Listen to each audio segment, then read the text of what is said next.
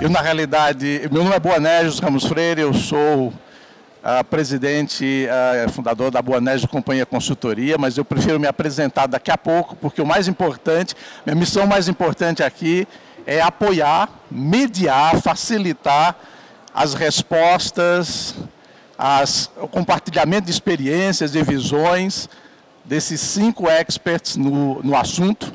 E eles vão começar se apresentando. Essa vai ser a minha primeira sugestão para eles. Eles se apresentarem, eles dizerem quem são, de onde vem, a empresa em que eles trabalham e qual a ligação deles com o tema desse painel. O tema do painel é Revolução Fintech. Vocês consideram que a empresa de vocês é uma fintech?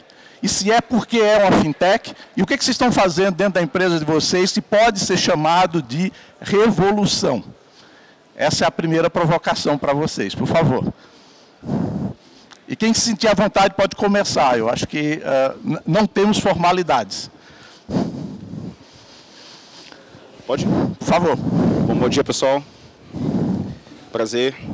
Bom, eu sou o Breno Barros, eu sou o diretor global de inovação e digital da Stefanini. É uma empresa de tecnologia, né, de serviço de tecnologia, já com 32 anos, a maior empresa de tecnologia latino-americana, é brasileira, na verdade.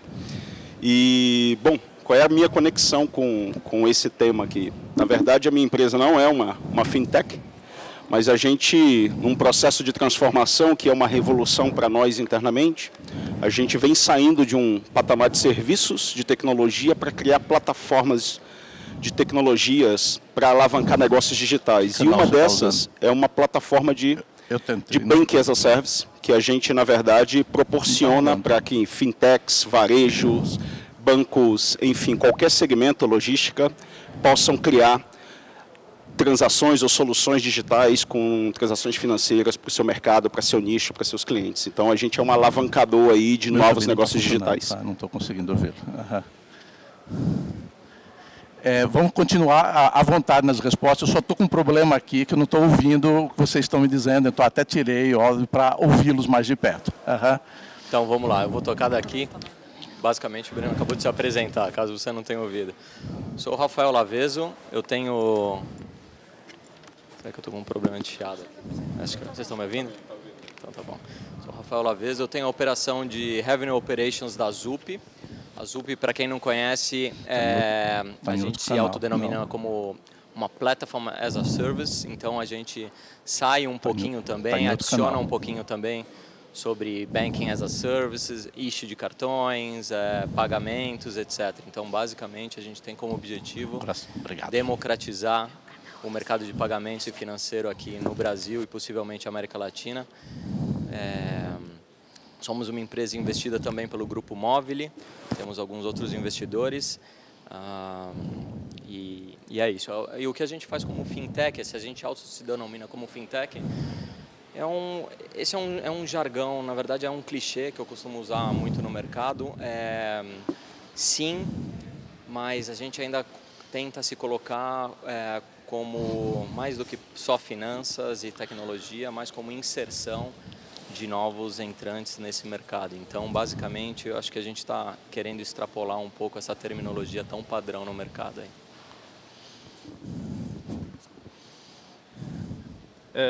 Bom dia ainda, né? Boa tarde agora a todos. Eu sou o Daniel, eu sou um dos fundadores da PaySmart, que é uma fintech para fintechs. Então, a gente, há algum tempo aí, vem provendo também como serviço uma série de funcionalidades para que uma carteira digital, por exemplo, se plugue no ecossistema tradicional de pagamentos. E a gente tem feito isso, acho que um dos diferenciais da PaySmart, a gente tem feito isso de forma a democratizar o mundo de pagamentos, principalmente para pequenos e médios emissores, que durante muito tempo foram excluídos desse mercado de pagamentos, a gente brinca na PaySmart, foram tratados que nem cachorro pelos players tradicionais, e a gente, com uma pegada de eficiência operacional, uma pegada de API simples, de um modelo operacional de baixo custo, a gente tem conseguido trazer o mundo de pagamentos para um novo mundo que está surgindo aí de novos emissores, novas carteiras digitais, um mercado incrível que está surgindo, que era negligenciado pelos players tradicionais. Boa tarde, meu nome é Stephanie Fleury, CEO e fundadora da Dindin.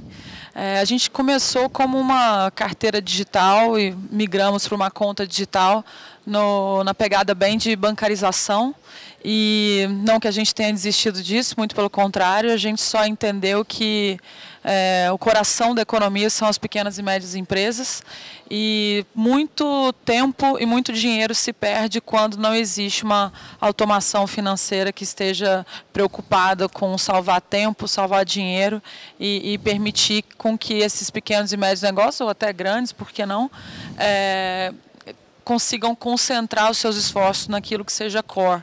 Então, a gente está aí com também APIs, com o que a gente está chamando aí de Fintech as a Service, né? Que toda a nossa estrutura, tudo que a gente consegue fazer para a gente, com o nosso branding, a gente disponibiliza isso para o mercado, assim como white label e APIs e tudo que a gente chama aí também de Smart Financial Solutions, né? Pode ser de uma pequena empresa que não seja digital o suficiente, queira só integrar, subir uma planilha para fazer 1000 pagamentos, como uma grande empresa, uma startup, ou mesmo uma fintech que só integre uma API para fazer a mesma coisa, ou emitir cartões pré-pagos, enfim.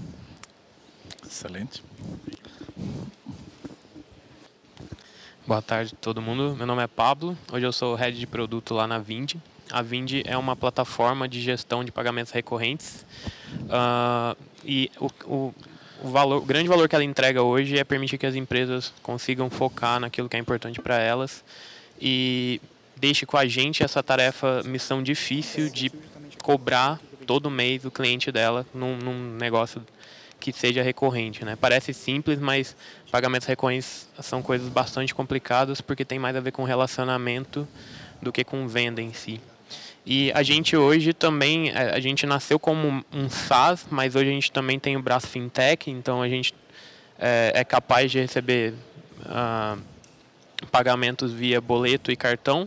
A gente está começando nisso agora e a gente também faz parte, esse ano todo, do grupo de trabalho do Banco Central que está definindo as diretrizes dos pagamentos instantâneos que tem previsão de lançamento aqui no Brasil ano que vem. A gente está contribuindo com isso também, no dia a dia. Excelente, Pablo. Como vocês veem, são 5 especialistas em vários aspectos desse mundo de fintechs. Tem empresas aqui que estão lá na ponta, em contato direto com o cliente, provendo alguma solução ou um conjunto de soluções que atendem às necessidades financeiras do usuário final. Coisas que têm a ver com o mundo de pagamentos, coisas que têm a ver com crédito, com outras soluções financeiras, não estão aqui, mas enfim, isso tem a ver com seguros também, tem a ver com gestão da vida financeira, isso tem a ver com investimentos, etc. Quer dizer, todo o conjunto de produtos e serviços financeiros que uma pessoa física demanda. E uma série de outras empresas que estão nessa cadeia, provendo soluções, provendo suporte, provendo facilitação para que esses serviços sejam prestados da melhor forma possível, sempre baseado, evidentemente, em tecnologia, em processos os mais avançados possíveis.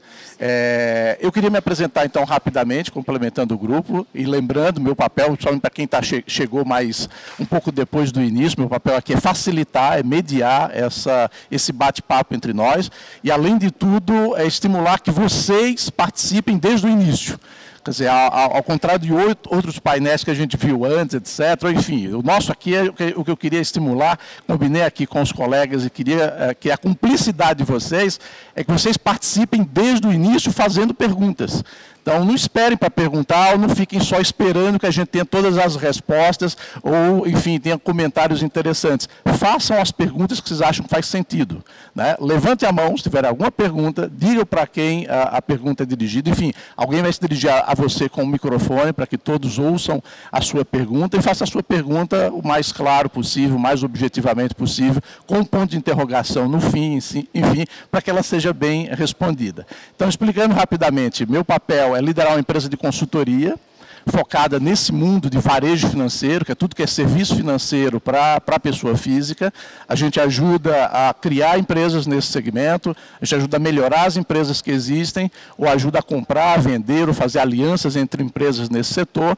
E esse setor tem a ver com meios de pagamento, com crédito, com fidelidade, com seguros, com investimentos, enfim, todos os serviços financeiros que uma pessoa física utiliza. Nós atendemos, então, fintechs, atendemos bancos, atendemos empresas de cartão, atendemos varejistas, atendemos empresas que provêm serviços para esse segmento, serviços de suporte e apoio, como empresas de tecnologia, bandeiras, credenciadoras, empresas do ciclo de crédito, etc. Enfim, mas eu estou aqui, como eu disse, para facilitar. Quem realmente vai responder e tem as melhores experiências para compartilhar conosco são os meus colegas aqui. E eu queria insistir num ponto que é o tema do nosso painel, quer dizer, fazendo a primeira pergunta, ou a segunda pergunta para vocês, enquanto vocês vão aí preparando as perguntas de vocês, por favor. Vocês se apresentaram, e muito bem, sobre as empresas de vocês, o que vocês fazem, o que a empresa de vocês faz especificamente, mas eu queria, indo além da empresa de vocês, explorar esse tema que nos foi proposto nesse painel. Em que medida as fintechs realmente estão provocando uma verdadeira revolução em serviços financeiros? Quais são os sinais mais visíveis de que existe esse movimento, né? E vamos lembrar, o que é revolução? A revolução não é uma mudança pontual, não é uma mudança, não é uma pequena transformação. É algo mais profundo, é algo mais radical, é algo que muda estruturas, é algo que muda a maneira de ser, de pensar e de agir. Então, queria ouvir comentários de vocês, ainda, cada um, ou quem se sentir à vontade, não precisa todos comentarem, sobre o aspecto revolucionário da atuação das fintechs. Eu costumo dizer aqui que as fintechs, na verdade, as fintechs de maior, as empresas hoje em dia que maior revolucionam o mercado são as empresas que efetivamente resolvem algum problema. Na verdade, a gente tem que diferenciar um pouquinho que são empresas que estão fazendo mais do mesmo e que resolvem algum problema. Alguns anos atrás, não querendo fugir, tentando fugir um pouco do clichê, mas só que alguns anos atrás, pensa a metodologia que a gente tinha para chamar o táxi, ou para comer comida, ou para ter um empréstimo bancário. Eram meios absolutamente tradicionais. Acredito eu que as fintechs que revolucionaram, exemplos práticos, efetivamente, ali são as fintechs que mudaram a forma que a população nacional e mundial está se comportando no mundo, que pede comida, que se transporta, não estou nem entrando na parte de pagamentos invisíveis, etc., mas que a gente costuma chamar de nova economia. Então, respondendo de uma forma pragmática a tua pergunta, eu acredito que um exemplo concreto de revolução nesse mercado, eu acho que é o novo formato que a população mundial hoje começa a interagir com a sociedade. Muito bom. Eu acrescentaria isso, acho que a grande palavra aí de fintech e banco é opção. Antes a gente não tinha, ou tinha poucas, ou enfim, era trocar 6 por meia dúzia, né? Eu acho que as fintechs trazem realmente a opção ao ponto de... Ontem, por exemplo, eu cheguei no escritório, obviamente tem no quadro de funcionários, tem pessoas que têm contas em bancos tradicionais, e ele estava ali na posição de negociar com um grande banco tradicional. Falou, não, eu não quero pagar 60 e poucos reais para sacar dinheiro. Eu devo estar sacando dinheiro 1, 2 vezes por mês. Então, tipo, o fato de você ter opção e ter voz para, de fato, escolher aquilo que você quer e não ficar mais calado aceitando, eu acho que a grande revolução também passa por esse momento cultural também, né? Eu acho que eu queria também contribuir dizendo que até foi um assunto também tratado no painel anterior, né? Que a gente tem hoje basicamente 5 grandes bancos que respondem por 80% do mercado de pagamentos no Brasil.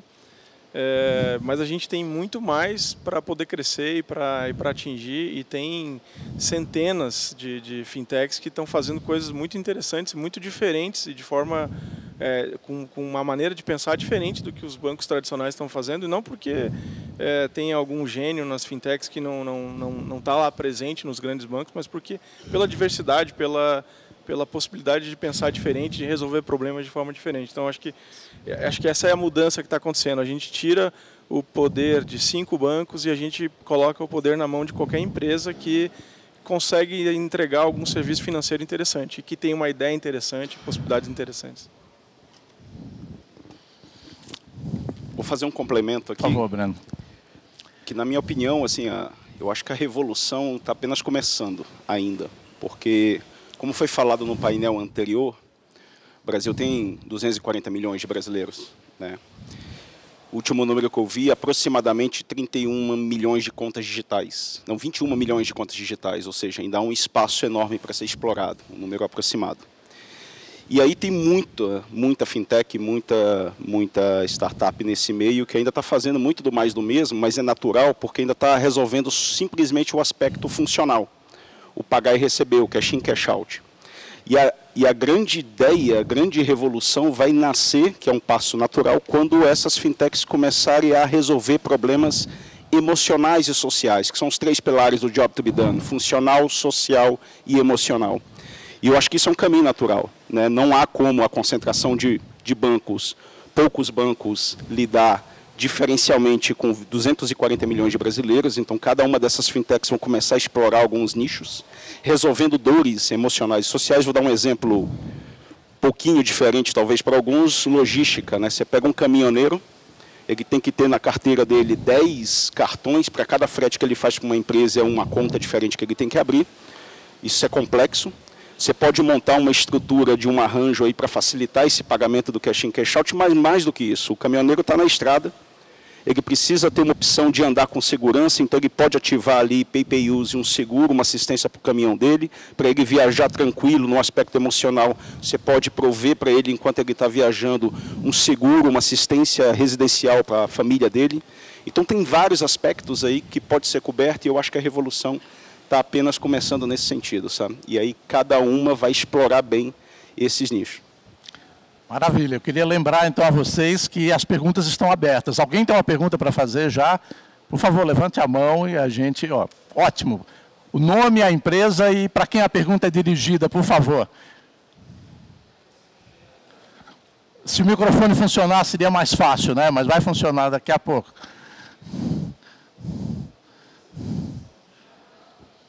Ainda não...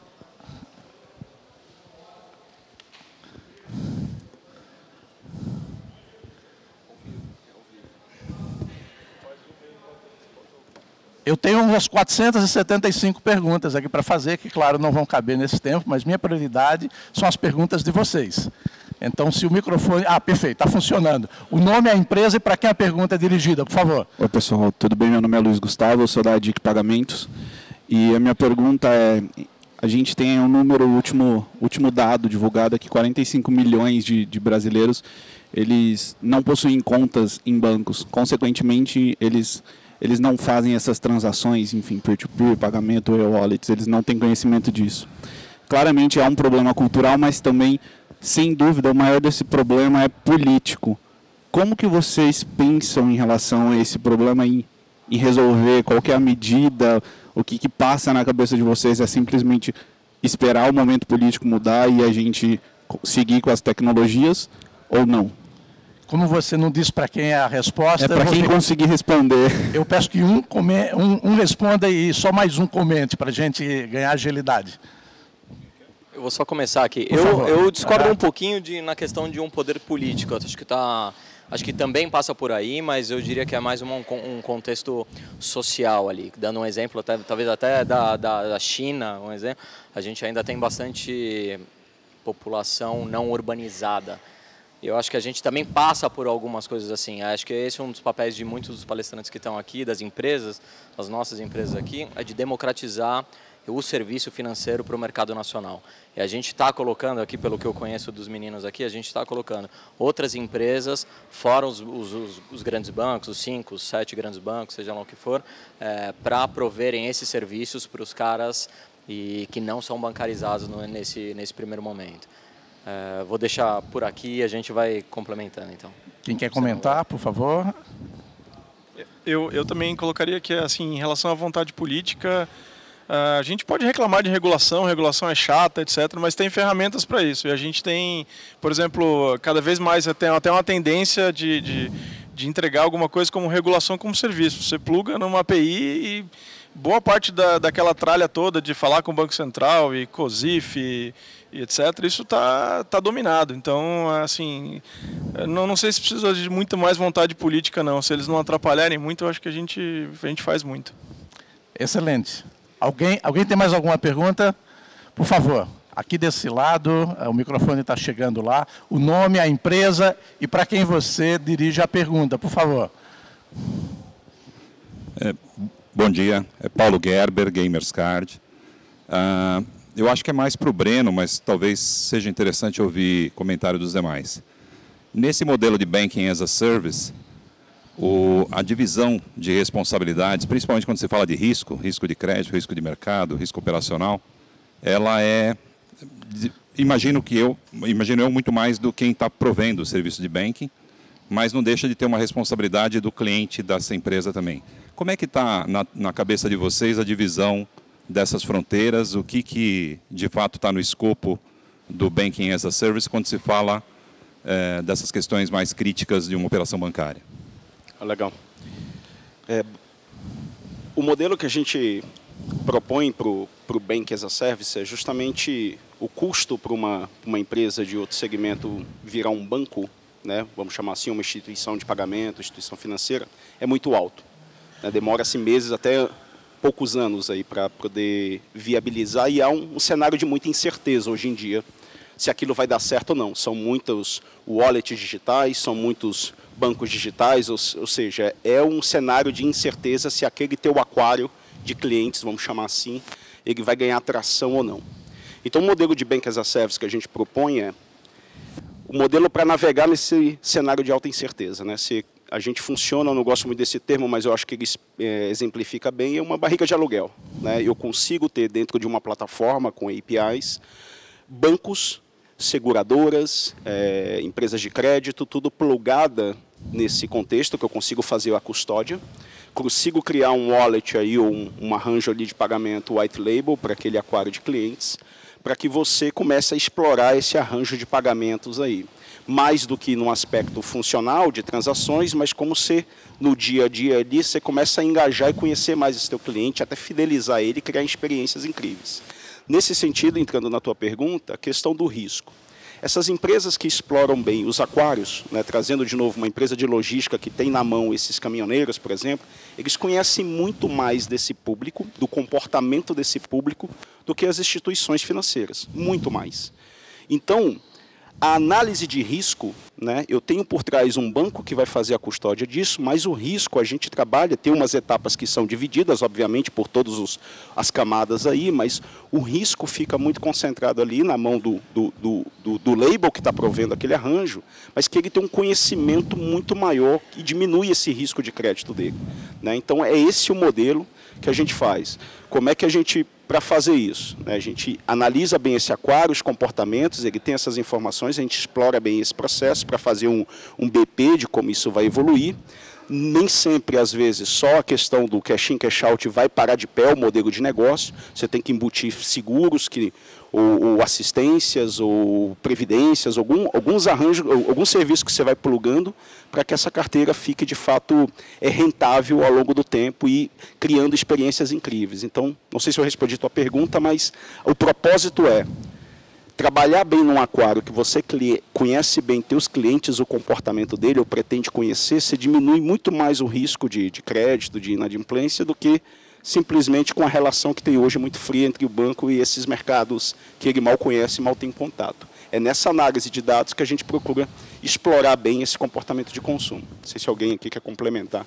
Mais um comentário, então, para complementar. Então, enquanto vocês aquecem a próxima pergunta, eu vou perguntar especificamente sobre pagamentos instantâneos, que é um dos temas ou dos subtemas, e um tema da ordem do dia, da maior importância. E a pergunta eu queria dirigir isso para a Stephanie, e na sequência, se alguém quiser, um comentário, só para a gente manter essa dinâmica de bate-bola intenso. Qual que você acha que é o papel principal, quais são as contribuições principais do pagamento instantâneo no Brasil? Que impacto você acha que ele pode produzir em mudanças estruturais no mercado financeiro? O quanto você acha que ele vai substituir os meios eletrônicos já existentes, o cartão de débito, por exemplo, e mesmo o cartão de crédito? Quanto será que ele vai substituir o dinheiro, né, o dinheiro vivo e tal? E que impacto ele eventualmente poderá ter na redução de custos, tanto para o varejista quanto para o consumidor?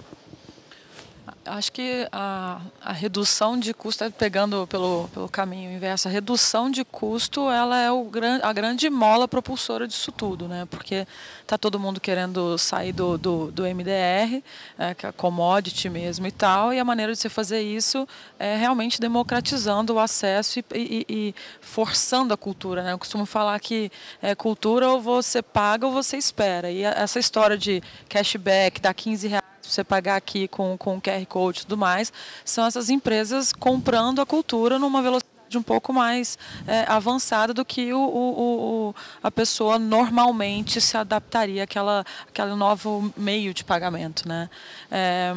E complementando, eu acho que assim, vai mudar muito a exigência, né? Assim, você tem que esperar realmente de 15 minutos a 2 dias com DOC, etc., para realmente ter acesso àquele dinheiro, sendo que deveria realmente ser muito rápido.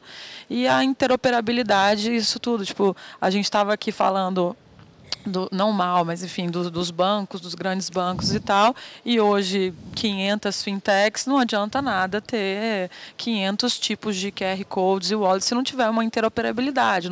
A gente não quer sair de um banco para ter 50 contas, né? Que você escolha aquela que você, ao aquário que você pertença talvez, e mais de um, por que não? Mas, de certa forma, você quer realmente que você lê o QR, gaste o dinheiro que esteja no seu saldo, e isso passa a ter também uma exigência maior de serviços de valor agregado naquela wallet específica, né? Então, acredito que é uma das próximas, dentro da grande evolução, porque isso só é possível realmente através das fintechs e do grande varejo também, que está se fintechizando, muita coisa se verticalizando nesse sentido, faz parte acho que a primeira mini revolução depois do crédito, né? Mas dentro dessa grande evolução. Alguém quer comentar, por favor? Acho que você falou de tempo, a gente vem conversando com o Banco Central e ele vai fazer um rollout por fase, né? Então acho que ele já definiu 4 fases. A primeira está prevista para 2020, novembro de 2020, e se engloba pagamento primeiro com QR Code, mas o QR Code dinâmico. O que a gente tem discutido, e uma coisa que a gente acha que vai ser bem promissor para, por exemplo, diminuir um pouco o dinheiro, é QR Code estático. Porque quando a gente olha a infraestrutura ainda, você vai olhar em regiões mais nordeste, que não tem tanta internet ainda em todos os lugares, o cara às vezes tem smartphone, mas não consegue fazer um pagamento online ainda, né? Então, o Banco Central vai dar essa opção, não em novembro de 2020, mas provavelmente num segundo ou terceiro rollout, que vai ser 2022, 2021 e depois até vai chegar em 2022. Isso tem é bem promissor para diminuir um pouco o uso de dinheiro. Sobre os outros meios eletrônicos, TED e DOC, por exemplo, depende muito mais da adoção do pagamento instantâneo no dia a dia, porque hoje é o que a gente tem, é TED e DOC. Se a gente começar a fazer só pagamento instantâneo, então automaticamente não vai ser mais necessário usar TED e DOC. E outra coisa é que os grandes bancos eles são obrigados, por regulação do Banco Central, a participar desse ecossistema novo. Então, provavelmente todos vão dar a opção de você fazer um pagamento instantâneo ao invés de fazer um DOC e um TED. É mais ou menos isso. E aí é questão cultural também, né? O quanto a gente tem discutido sobre questão cultural, o quanto o brasileiro vai ser capaz e confiar de pegar um celular, escanear um QR Code e ver o dinheiro dele passando por algum lugar que ele não entende muito bem ainda. Então tem essas questões aí. Mas o tempo, 2, 3, 4 anos assim para se popularizar. Maravilha. Se alguém quiser comentar, por exemplo, sobre o papel das fintechs, especificamente na implantação, do desenvolvimento e consolidação desses pagamentos instantâneos no Brasil, é muito bem-vindo para a gente abordar os vários aspectos e trazer para o tema do nosso painel aqui, especificamente. Eu também, só para complementar, acho que você fez uma pergunta em relação ao débito, né? Quem perde, etc., o débito ou crédito. O débito certamente é um dos que está mais ameaçados, assim, né? Os sistemas de débito em si, porque quando a gente tem a possibilidade de fazer, e aí interoperabilidade entrando no ar, a gente tem qualquer carteira digital de qualquer fintech, pode conversar com qualquer outra, a gente não precisa necessariamente ter a infraestrutura tradicional. Então, acho que tem isso. E eu acho que o papel das fintechs é facilitar isso para quem são as carteiras que estão plugadas. Então, ao invés de cada um ter que inventar a roda e descobrir como se plugar no Banco Central, uma fintech que entregue isso como API vai ajudar. Excelente. Como eu disse, as perguntas estão abertas e a prioridade é para vocês. Tem uma pessoa lá no fundo que quer perguntar. Por favor, o nome, a empresa e para quem você dirige a pergunta. Alô, estão me ouvindo? Perfeito. Meu nome é Francisco Ângelo, eu sou do Banco Votorantim. A minha pergunta é a seguinte, eu direciono também para quem quiser participar. Hoje, as operações de pagamentos, elas ainda têm, querendo ou não, o background no cartão, né? E até quando a gente fala da população não bancarizada, né, são uma parte da população que também não tem acesso a cartão. Eu queria saber com vocês, qual a opinião de vocês a respeito dos pagamentos cardless, como eles se inserem nesse ecossistema de wallets, de mobile payments, e se vocês enxergam espaço para outros produtos, por exemplo, um crédito pessoal ou um CDC, né, um crédito direto ao consumo, se o cliente ele poderia usar outras linhas de crédito que não o cartão para adquirir um produto. Obrigado. Quem se candidata a responder? Uma ótima pergunta. Eu acho que eu vou ter um gancho para o Breno aqui nessa resposta, mas eu acho que a primeira parte da pergunta eu acho que é assim, a aderência total com o que você está falando. Assim. Eu acho que sim, a gente tem que pensar no omnichannel, né? A gente falou isso várias vezes hoje também. Hoje teve um painel aqui com um case da Leroy Merlin falando quanto que eles conseguiram aumentar quando conseguem enxergar que as coisas não acontecem num único canal, que a gente tem que pensar em múltiplos canais. Então, o fato da gente ter um cartão físico, um QR Code, um cartão digital, acho que isso tem que estar na pauta, tem que estar no coração. E como o Breno estava falando, eu acho que quando a gente pluga isso em outros serviços, é aí que a coisa começa a ficar interessante, né? Como plugar um seguro, plugar outras coisas. O lance do Bank as a Service, assim, o que as empresas estão buscando, né? É justamente sair desse lance do cartão, né, para esse público ainda não bancarizado, porque como você conhece bem, ou se pretende conhecer bem aquele aquário, né? Gosto de chamar esse termo. Você começa a oferecer teus riscos, fazer análise de risco e oferecer crédito para ele, né? Tá na lei do arranjo de pagamento, eu posso conceder o crédito para ele, microcrédito principalmente também, para que eu estimule a mesma verba que você pega, por exemplo, para marketing, que você pode designar ali para meio de marketing, você pode pegar uma parte dessa verba, entender aquele teu público que está usando teu wallet, pode designar uma parte daqueles milhões ali que você tem, e trabalhar. Você tem um banco por trás que vai fazer a custódia daquilo, mas você começa a trabalhar com microcrédito, estimulando a recorrência ali de consumo no teu varejo, na tua empresa de postos, enfim, empresas de telecom, todas essas grandes que têm clientes potenciais que precisam ali estimular o microcrédito ou um crédito mais para um consumo recorrente, você pode oferecer. Então, é aí que as empresas estão buscando, saindo desse lance do cartão de crédito, que tem uma burocracia. Você abre uma conta de pagamento hoje só com nome e CPF, senão é obrigatório fazer todas as análises ali em cima daquele nome, mas você já cruza aquilo com conhecimento daquele teu público, você vai oferecendo um crédito que talvez aqui para a maioria de R$100 na semana não seja um grande crédito, mas para muitos no Brasil ter R$100 de crédito na semana é muito dinheiro. Então você oferece 100, 150, 200. Esse modelo hoje, essa plataforma que a gente tem hoje, já roda em 20 países, né? Brasil e mais continente americano, principalmente em países menos evoluídos que o Brasil, Nicarágua, Guatemala, enfim, e é justamente com essas soluções de microcrédito para estimular o consumo, a recorrência e as empresas oferecendo isso. Maravilha. Mais alguma pergunta de vocês, por favor? Pode levantar a mão. Se não, enquanto estão pensando e elaborando alguma pergunta, eu tenho uma pergunta agora para o Rafael.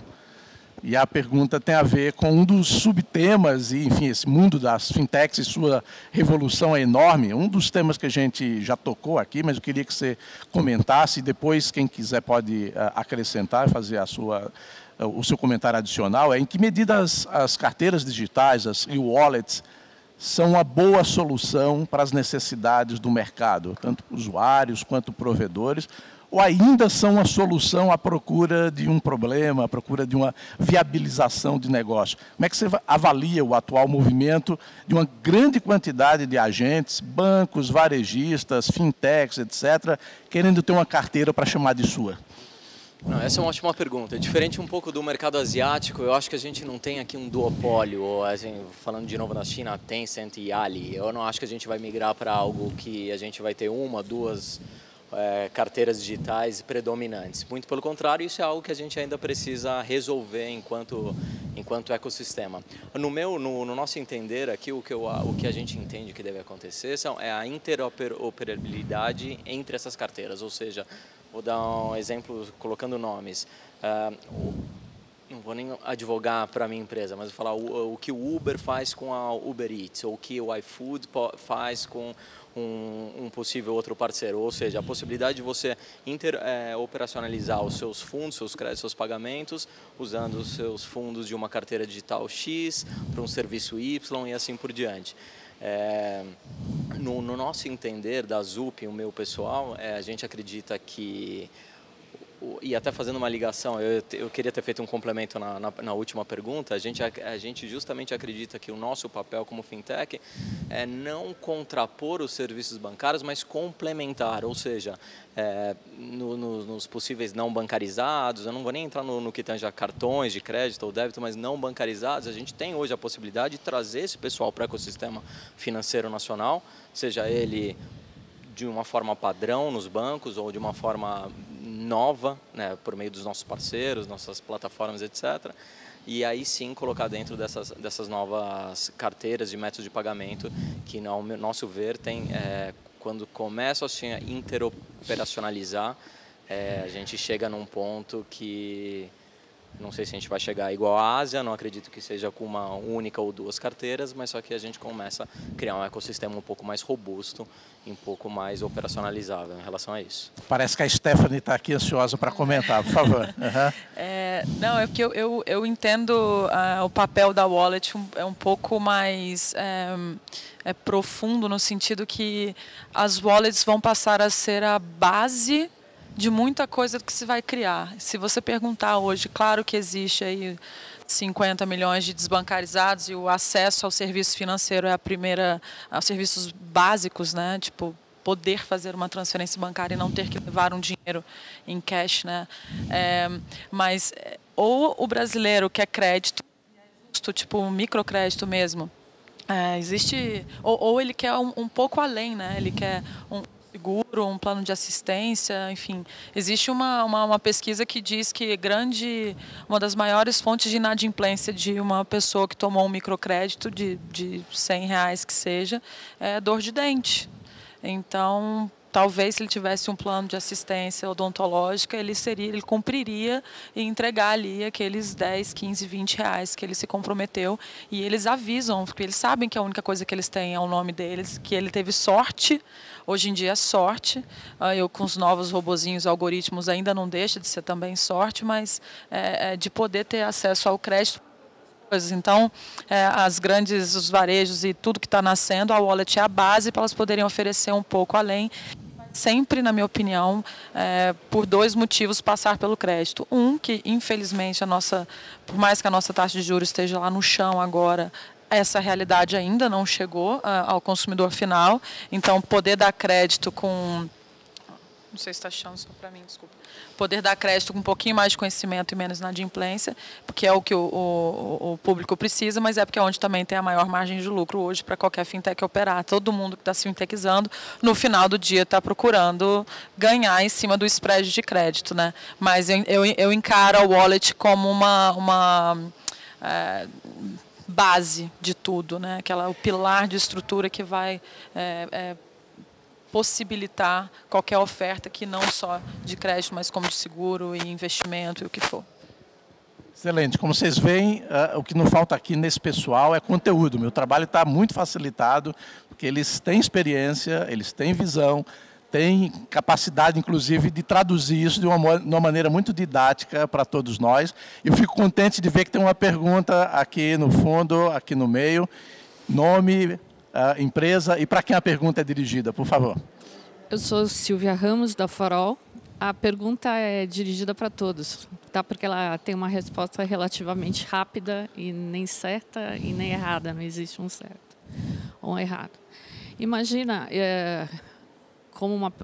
como pessoas de mercado, né, que vocês são procurados por muitas empresas para projetos novos, ainda mais nessa fase do ano, muita gente aí já terminando seus orçamentos para 2020, ok? Hipoteticamente, faz de conta que vocês estão com 10 projetos dessa carteira que vocês têm sido procurados para resolver problemas de mercado. E a gente fosse segmentar em 3 os cases de projeto. Projetos em que as empresas os procuram para ter uma wallet para chamar de sua, ou para complementar um serviço bancário, como o pessoal colocou aí, o grupo colocou, que as fintechs agem de forma complementar aos bancos. Então, vamos lá, separando em 3. Qual a busca que vocês têm, dividindo essas 10 consultas de negócio, entre procura por negócios de uma wallet para chamar de sua, procura por uma wallet ou um meio de pagamento para uma intermediação de pagamento para uma empresa que, de repente, é uma transportadora e ele vai verticalizar a sua passar a participar como intermediário. E o terceiro grupo qual realmente seria, entre esses 10 projetos, um projeto disruptivo com potencial de escalabilidade. Quer dizer, em resumo, desses 10 projetos, qual é mais do mesmo? Uma verticalização, um potencial de atuação de uma empresa num segmento novo, como um intermediador de pagamento, e um projeto realmente disruptivo. É uma pergunta bem instigante, e dá para a gente começar a responder e cancelar o almoço, né? E continuar, porque vai longe aqui. Mas quem se candidata a responder essa pergunta inicialmente e depois, na sequência, quem faz um comentário para a gente... Não, essa é a pergunta do milhão, eu vou pular, eu vou depois. Também pularia, mas eu vou tentar responder. Assim, o wallet, para chamar de sua, a gente evita. Né, a gente, simplesmente nessa análise fria, a gente evita, porque de cada 10, de fato esse é o número, de cada 10 oportunidades que chegam para nós ali para a gente analisar, 2 param de pé nos próximos 3 anos, fazendo BP, analisando. Porque não vê nenhum valor agregado, não vê essa empatia, né, acha que... Pega um exemplo, você, não sei se tem filho, filha, etc. Pô, uma bolsa, uma carteira de uma mulher é muito mais do que dinheiro e cartão. Tem a foto do filho igual na minha carteira. Tem muito coisas mais relacionadas, sociais e emocionais de novo. Então, quando vem, eu quero ter uma wallet para botar minha marca aqui e dizer que é minha, sem nenhum valor agregado emocional e social, além do funcional, a gente evita. O que a gente busca são os 2 últimos casos. Como é que eu posso complementar algo de um serviço financeiro já que existe hoje, que eu acho que aí já oferece um valor agregado e tenta resolver uma dor para aquele aquário, para aquele público-alvo que está sendo estabelecido. Então, sempre tem uma dor ali que o arranjo hoje padrão tradicional financeiro não provê. Esse é um. E se eu entendi bem, a terceira opção é o lance da eficiência, né? O que a gente percebe hoje... São as disrupções, o terceiro, pelo que eu entendi. O que tem de novo? As disrupções vão chegar nesse pilar, se a gente está olhando uma complementariedade, tentando resolver uma dor que hoje não é resolvida, complementando o que tem hoje no mercado. Essa eu acho que é o que se vai buscar uma disrupção com o tempo. Mas outra coisa que a gente busca... Também existe hoje nas transações financeiras ali muito custo, né? Então, com boleto, com uma série de coisas hoje, seja no meio escolar, seja B2B, você pode transformar isso com um arranjo digital hoje e esse custo você pode virar receita. Então, aí você gera um lucro em cima de uma operação financeira de milhões que você paga por aí, para bancos através de boletos, você pode rentabilizar isso para criar projetos disruptivos lá na frente. São esses 2 alvos que a gente foca. Para quem não ia responder nada, Breno, você mandou muito bem, parabéns. Né? Então, foi o comentário aqui do... Eu queria complementar só com uma ideia que que eu escutei a primeira vez, a gente estava no evento lá na Money 2020 e o pessoal falava muito sobre isso. Eu gostei muito dessa analogia, que a gente está vivendo agora no mercado de pagamentos alguma coisa similar ao que aconteceu no início dos anos 90 com a internet, né? Toda empresa pensava que talvez seria interessante fazer um site. Não sabia muito bem para quê e nem como ia conseguir dinheiro com isso daí. E claro que teve a bolha do .com, etc. Mas a gente está vivendo um momento parecido, assim, uma espécie de período pré-cambriano do mundo de pagamentos, porque um monte de empresa que está surgindo está criando coisas que a gente nem sabe o que são. Mas a gente sabe que elas precisam de cash-in, de cash-out, e a gente vai estar aqui para ajudar. E vai ter coisa interessante pelo caminho, pode ter certeza. Muito bom. Mais alguma pergunta de vocês? Que bom, temos uma pergunta aqui na primeira fila. Alguém que está interessada, que sentou na primeira fila para receber de primeira mão, sem filtro e com... Bom dia a todos, meu nome é Luciana, sou sócia fundadora do Martorano Law, um escritório de advocacia focado principalmente no setor tech, né? A gente tem bastante clientes fintechs lá no escritório e eu tenho visto um alvoroço, ainda não recebi nenhuma consulta formal, mas eu tenho visto um alvoroço dos players desse mercado em relação à questão do cashback. Até algum incômodo em relação à possível predação via cashback, né? A gente sabe que isso é um super atrativo para a fidelização de clientes e eu tenho ouvido alguns comentários a respeito até de plataformas que dão o dobro do que você gasta em cashback, o que seria impossível em termos econômicos, a não ser que você estivesse financiando isso via subsídio cruzado. E aí, obviamente, que para os players incumbentes, quem está há mais tempo no mercado, quem já tem uma estabilidade, um poder econômico, e principalmente para os bancos que também estão olhando para o mercado, esse cross-subsidy é muito mais fácil de ser feito. Em termos de concorrência, eu não sei se isso está em pauta, se vocês têm ouvido comentários, enfim, mas uma pergunta de curiosidade mesmo, porque isso me chamou muita atenção. Você escolhe alguém ou pode deixar aqui? Fiquem à vontade. Eu imagino que... Tinha certeza que a Stephanie ia responder essa. Ladies first sempre. Mas, não, eu na verdade... Pelo tema, pela ligação, né? Não, eu acho que cashback está... Eu acho que a conta chega, assim, não... There's no free lunch, né? Então, assim, se é cashback ou se está te dando dinheiro para você usar o QR Code, no final da conta, aquilo para mim é CAC, faz parte de toda a bolha que a gente está vendo, o efeito dominó aí daqui a pouco de tudo que está acontecendo lá fora. O cashback ele tem que ser saudável, ele tem que fazer parte de uma estratégia de crescimento, de fidelização e tudo mais, porque senão o simples cash burn, mesmo a rasgação de dinheiro, eu particularmente não gosto, adoro quando meu concorrente faz, porque eu fico assim, mais um dinheiro rasgado. E assim, a gente enquanto... branding, din-din mesmo, existem estudos, obviamente, não vou falar para morder minha língua aqui não, mas tem que fazer sentido, só isso. Não pode ser solto porque todo mundo está fazendo, então é uma modinha e tem que ser feito. E por outro lado, enquanto Fintech as a Service, é óbvio que também tem muita gente pedindo, e aí faz parte da estratégia de cada um. A gente só torce realmente para aquilo algum dia fechar a conta, porque senão vai virar mais um número estatístico de alguma coisa que não deu certo. Né? Por favor, Pablo, seu comentário. Acho que hoje só é possível fazer o que as empresas estão fazendo porque o mercado está muito líquido, tem muito dinheiro, né? Então, quando você vê grandes empresas, startups ainda recebendo 200, 300 milhões de dólares de investimento, é claro que ela vai jogar o CAC dela no lixo e vai trazer base, porque depois ela aposta que ela consegue rentabilizar essa base a longo prazo e fazer um LTV muito maior. Então, parte disso tem a ver com estratégia, parte disso talvez seja só a rasgação de dinheiro mesmo, que a empresa, se ela não tiver uma boa estratégia, ela não vai conseguir rentabilizar isso. Mas quando você olha a Rappi, iFood, todas essas empresas que receberam um investimento gigantesco, a estratégia dela de longo prazo é depois rentabilizar o cliente que ela adquiriu a um custo talvez muito alto. E elas mesmas falam que se ela te dá R$50 de CAC, o custo de aquisição dela é R$50, por exemplo, eu indico um amigo meu e vem, ou um cashback de 5%, 3%, para elas ainda compensa mais do que um CAC, às vezes, numa mídia tradicional. E aí por isso que elas fazem isso hoje. Mas só porque tem muito dinheiro. Porque senão você não consegue ter... Você vai tirar esse dinheiro da onde para fazer isso, né? Não tem como. É VC mesmo. Muito bom. Um recado importante, então, é não deixe o CAC, seu custo de aquisição de cliente, virar uma caca, né?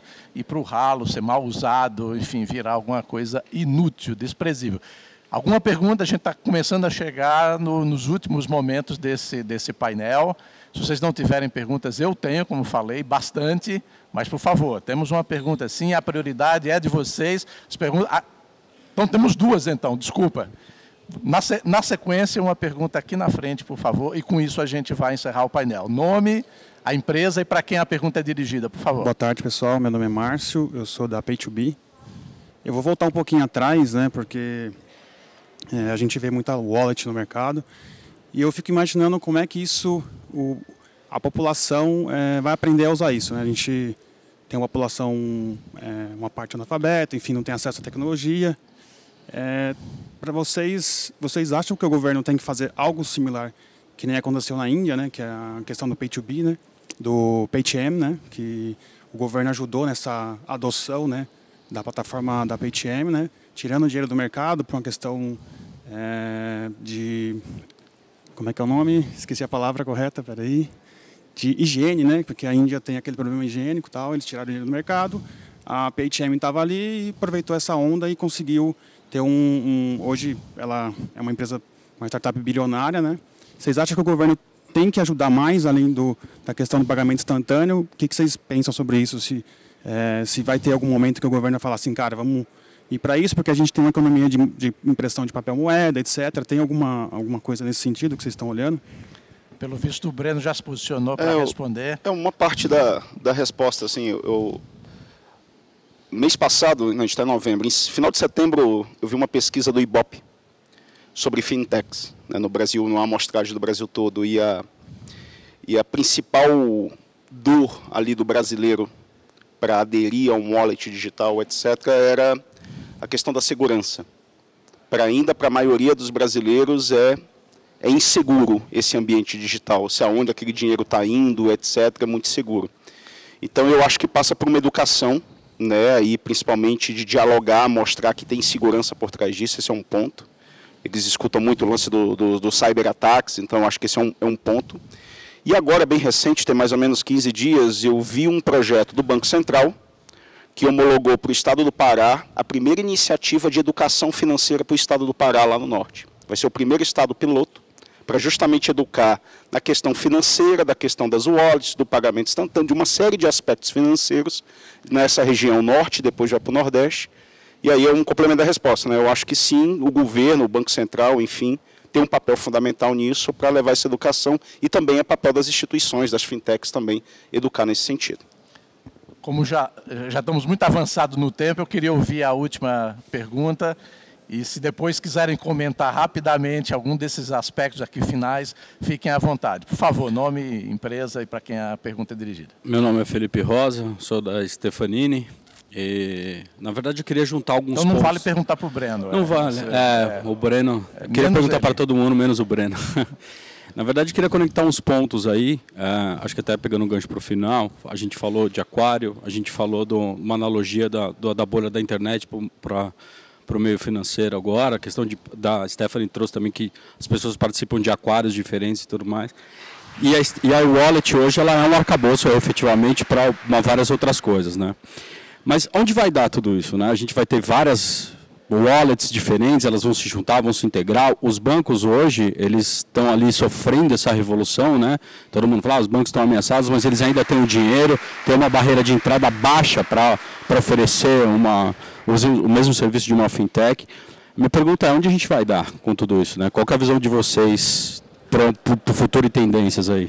A pergunta foi tão boa que foi aplaudida já 2 vezes, mas vai receber o primeiro comentário aqui do Pablo, que já está na linha. Acho que a visão que a gente tem hoje, olhando para o cenário, é mercado aberto. Acho muito difícil que a gente tenha, igual ele já falou, só 2 carteiras, por exemplo, né? O Banco Central, a principal função do sistema de pagamento instantâneo é democratizar o mercado. Quando você lê os requisitos fundamentais, a primeira linha é isso, de democratizar o mercado, porque hoje é pouco, né? É muito fechado ainda. Então, acho que se a gente tiver, essa palavra é muito difícil, né? Interoperabilidade, isso resolve o problema tecnológico e complexo que ficaria, porque ficaria impossível. Você ia chegar num restaurante e ia ter 50 QR Codes e aí ia ficar inviável, né? Então, acho que com a tecnologia a gente resolve isso, mas não acho que o mercado vá se fechar, a tendência é que ele se abra cada vez mais e é isso que faz com que a gente consiga, quem sabe um dia, bancarizar todo mundo. Porque do contrário, acho que vai ser muito difícil, porque não tem... Aonde que você investe dinheiro? Provavelmente onde vai te dar mais retorno. Então, por que um banco vai investir dinheiro numa cidadezinha lá do interior do Nordeste que não tem nada? Ele não vai fazer isso. Mas uma fintech de nicho, que está focada em resolver esse problema, ela pode fazer isso. Então, acho que se abrir mais o mercado e continuar nisso, a gente tem mais chance de melhorar o mercado muito. Obrigado, Pablo. Alguém quer comentar, então? Eu queria fazer um comentário de 10 segundos só em relação a essa questão de segurança. Eu acho que é uma preocupação, é óbvio, mas tem um outro lado também. A gente tem um problema sério de segurança pública no país e tem 50 milhões de brasileiros andando com dinheiro na mão e sendo assaltados todo dia para ir para o trabalho e não precisa de ciência espacial para resolver esse problema. A gente está resolvendo já e vai resolver mais. Excelente. Eu queria agradecer muito ao Breno, ao Rafael, ao Daniel, à Stephanie, ao Pablo, mas principalmente agradecer a vocês pela presença, pela participação e por ficarem até esse momento que está nos separando do almoço. Obrigado pela participação, foi excelente.